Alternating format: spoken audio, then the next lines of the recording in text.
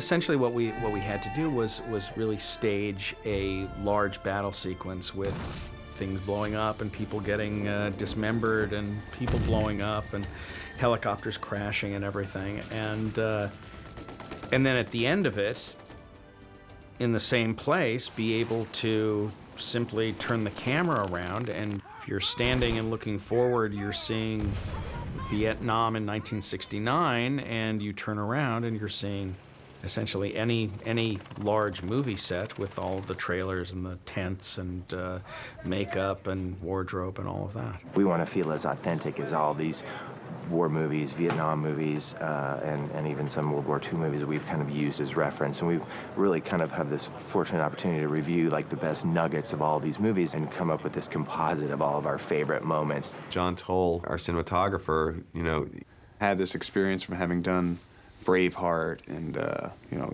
Legends of the Fall and Thin Red Line, and just, you know, that's you know, he's an amazing cinematographer, and that's the reason why I wanted to work with him on this movie. The challenge, I think, for John in that sequence was just matching light, because we shot it over the course of 3 weeks, and in Hawaii the light changes every 5 minutes. And we tried to do as much stuff for real as possible in terms of explosions and the action and the choppers too. We didn't really do a very minimal amount of the CG, creating CG effects in that way.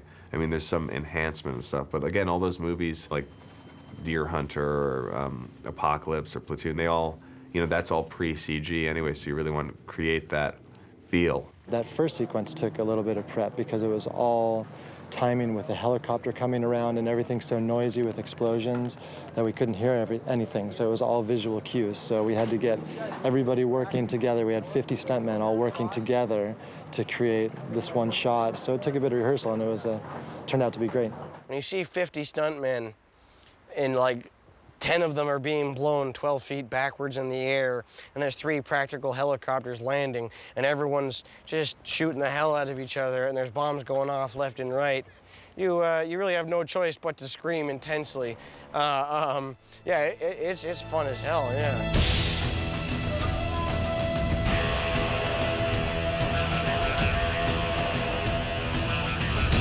We were supposed to do a boot camp, and I know at a certain point it became a choice between boot camp or cast supper, and they went cast supper. I can't believe I ate the whole thing. Oh. I got stuck with the M60, the pig, they call it, and it's a huge gun. People were saying that I was a natural, which is disturbing. If the gun jams, I just keep on pretending like shells are coming out and it's working, right? But apparently when the chips are down, the fellas want me in their foxhole. It sounded a little dirty.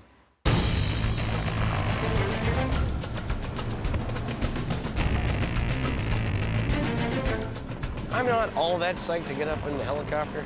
I hear good things about it, but I mean, I hate roller coasters.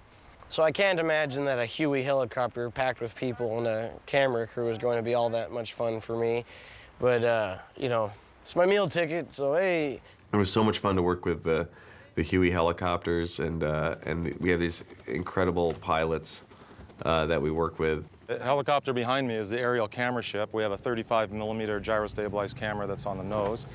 And what we've been doing for the last few weeks is covering quite a few air-to-air scenes with 3 Vietnam-era Huey helicopters. It was a daunting task because there was so much that we wanted to get, and there were 3 choppers all the time that we wanted to have doing flybys. And those guys are so good because if you tell them where the camera's pointed, they're going to just go back and forth to give you action in the background. So they're doing like touch-and-go landings where stuntmen are jumping in, getting in the choppers and getting out. And all this is just for background behind the scene that's going on.